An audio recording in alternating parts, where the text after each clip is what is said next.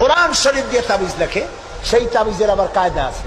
ধান্দা লাগাবার জন্য বলে খালের পানি, বিলের পানি, পুকুরের পানি, টিউবওয়েলের পানি, সালার পানি, খালের পানি, 7 জায়গার পানি, জাফরানের কালি, এগুলো নিয়ে কাগজের উপরে দাগ দিয়ে তারপর কতগুলি নাম্বার লেখে, 752, 313, 1472, 1771। হাবিজ জাবি আপনারা দেখেন খুলে, আমি যা বললাম উল্টো একটাও বলছি নাকি? এগুলো লিখা তারপরে লেখে ইয়া জিব্রাইলো, ইয়া মিকাইলো, ইয়া ইসরাফিলো, ইয়া আরেকটা কিছু। আমি একজনের গলায় দেখলাম এত বড় তাবিজ, বললাম ভাই এত বড় তাবিজ এর মধ্যে কি? কয় যে সর্বনাশ, এ বলাই যাবে না। বললাম কেন? কয় যে আমার ক্ষতি হবে। কিচ্ছু হবে না ভাই, খোলো তো একটু দেখি। তারপরে তাবিজটা খুললাম, মোমটম ছাড়াইয়া তাবিজ দেখলাম যে ওইভাবে দাগ দাগ দেওয়া, আর চতুর্দিকে লেখা ইয়া বধু হো, ইয়া বধু হো। তা আমি বললাম ভাই এই তাবিজ লিখছে কে? বললো মসজিদের ইমাম সাহেব। ডাকে ইমাম সাহেব আসলাম, বলল ভাই ইমাম সাহেব এই তাবিজ আপনি লিখছেন? কয় হ্যাঁ। তা আমি বললাম ভাই বধু হো কি? কয় হুজুর আমি নিজেও বুঝি না বধু হো কি।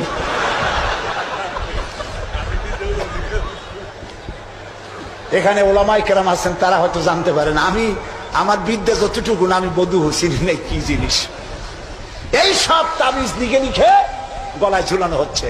পীরসাহেবদের কাছে যায়, লাল সুতো কালো সুতো নিয়ে যায়, পীরসাহেবরা পরে ফুদায় গিরে দেয়, ফুদায় গিরে দেয়। এই সুতা গলায় বান্ধা, তারপরে এই সব তাবিজ ঝুলানো। হাদিস শরীফে এসেছে শিরক, শিরক। রাসূল এটা করেন নাই, একজন সাহাবী তাবিজের ব্যবসা করেন নাই। ঝাড়ফুঁক করেছেন, ঝাড়ফুঁক করা জায়েজ আছে, রাসূলুল্লাহ করেছেন, সাহাবায়ে কেরাম করেছেন। ঝাড়ফুঁকের জন্য কোরআনের মধ্যে 2টা সূরা শুধু ঝাড়ফুঁকের জন্যই আল্লাহ নাজিল করেছেন, একটা সূরা ফালাক আর একটা সূরা নাস। সুবহানাল্লাহ বলেন। মানুষের ক্ষতি করতে পারে, জাদু টোনা করতে পারে, সেজন্য রাসূলুল্লাহ বলেছেন, লক্ষ্য করেন হাদিস, সূরা ফালাক সূরা নাস 3 বার পড়বে ফজরের পরে, 3 বার পড়বে রাতে শোয়ার সময়। পড়িয়া হাতের মধ্যে ফু দিয়া এই হাত দুটো মাথা থেকে শুরু করে শরীরের মধ্যে ডলে দিবে। রাসূলুল্লাহ নিজে এটা করতেন।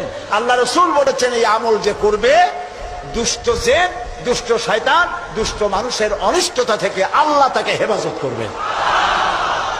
সুতরাং এই তাবিজের ব্যবসা ছাড়া উচিত এবং সব রকমের শিরক থেকে মুক্ত হওয়া উচিত। তাহলে আল্লাহ তাআলা আমাদের প্রতি রহম করবেন। আল্লাহ তাআলা জিজ্ঞেস করছেন, ছেলে মেয়ে, সুস্থতা অসুস্থতা মানুষের কাছে চাও কেন?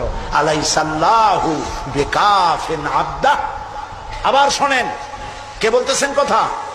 আলাইসাল্লাহু বিকাফিন আবদা। আমি আল্লাহ, আমি কি আমার বান্দার জন্য যথেষ্ট নই? আপনারা বলেন অবশ্যই যথেষ্ট। চিল্লায় বলেন অবশ্যই যথেষ্ট। আল্লাহ তাআলা যদি যথেষ্ট হন, তাহলে আমরা শিরকের কাছে